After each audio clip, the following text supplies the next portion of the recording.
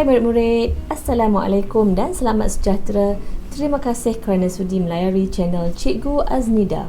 Hari ini kita akan mempelajari yang pertama, mengenal pasti fitur-fitur pada antaramuka perisian pengaturcaraan, dan yang kedua, menghuraikan perkakasan yang akan digunakan bersama perisian pengaturcaraan. Terdapat pelbagai pilihan perisian berasaskan grafik yang sesuai dengan papan mikropengawal yang digunakan. Rajah seterusnya menunjukkan paparan antaramuka bagi perisian pengaturcaraan berasaskan grafik. Antaramuka perisian ini juga hampir sama dengan perisian Scratch yang telah kamu pelajari pada tahun 4 dahulu. Mari kita lihat paparan antaramuka yang terdapat pada perisian M-Block. Okay, yang pertama ada sprite, iaitu imej grafik secara simulasi yang melakukan arahan yang diatur cara. Seterusnya ada devices. Di sini pemilihan pelbagai papan mikropengawal untuk digunakan boleh kita letakkan di sini. Okay, kemudian device library. Okay, di dalam ini terdapat pelbagai jenis koleksi papan mikropengawal. Okay, kemudian upload. Okay, pada upload kita tekan untuk memuat naik aturcara yang telah dibina ke dalam papan mikropengawal. Seterusnya ialah blocks palette. Okay, dalam blocks palette ini ia mengandungi kategori blok mengikut blok yang terdapat di bahagian kiri. Okay, seterusnya ialah script area. Okay, di kawasan ini ia digunakan untuk menempatkan blok aturcara bagi membentuk pengaturcaraan yang lengkap.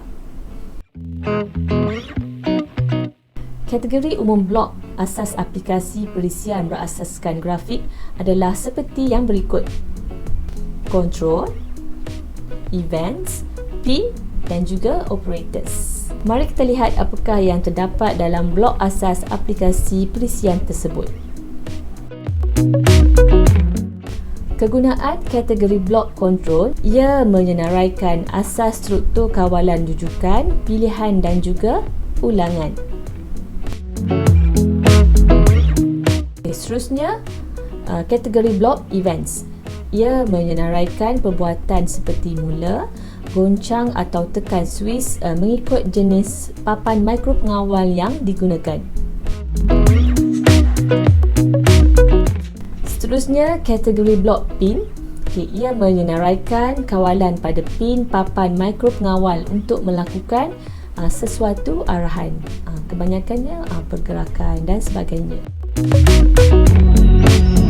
Okay, seterusnya, kategori blok bagi operators.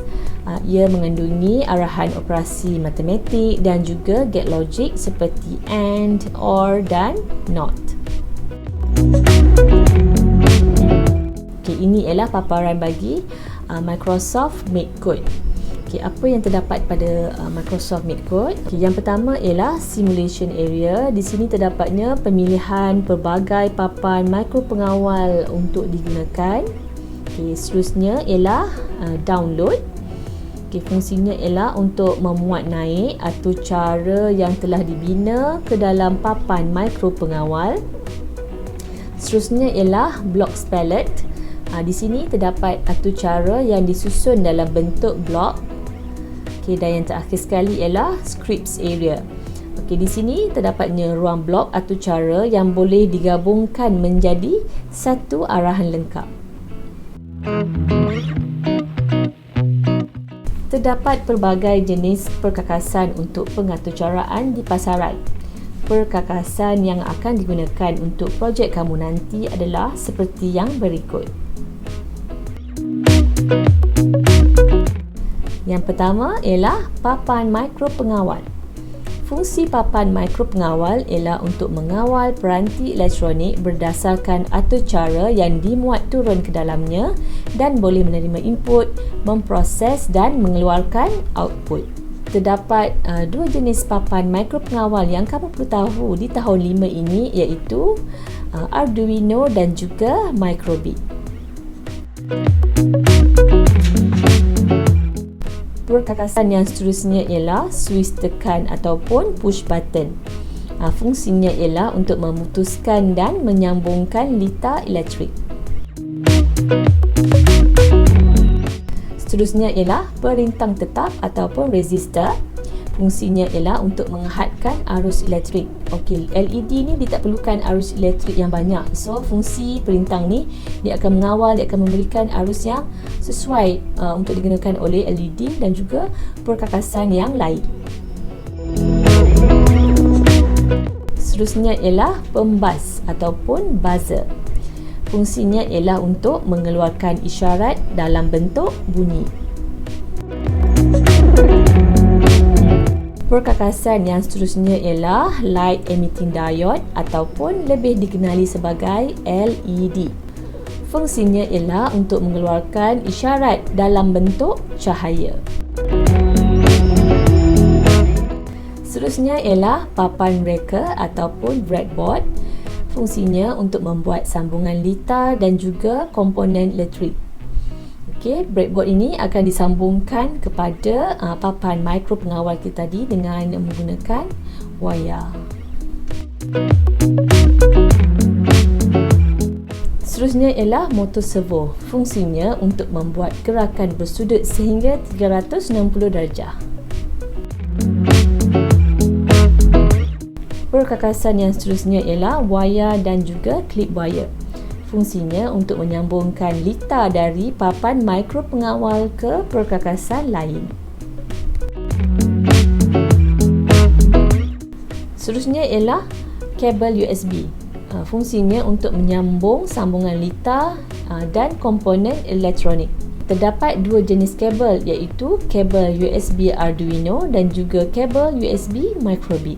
Jenis kabel bergantung pada papan mikro pengawal yang digunakan.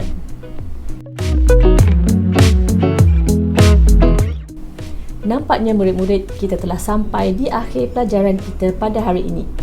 Cikgu harap kamu akan dapat yang pertama, mengenal pasti fitur-fitur pada antara muka perisian pengaturcaraan, dan yang kedua, menghuraikan perkakasan yang akan digunakan bersama perisian pengaturcaraan. Sekian dahulu untuk kali ini. Terima kasih kerana sudi melayari channel Cikgu Aznida. Jangan lupa untuk menekan button subscribe dan juga menekan tombol loceng untuk mendapatkan notifikasi bagi video-video cikgu yang akan datang nanti. Sehingga bertemu di lain masa dan ketika. Bye!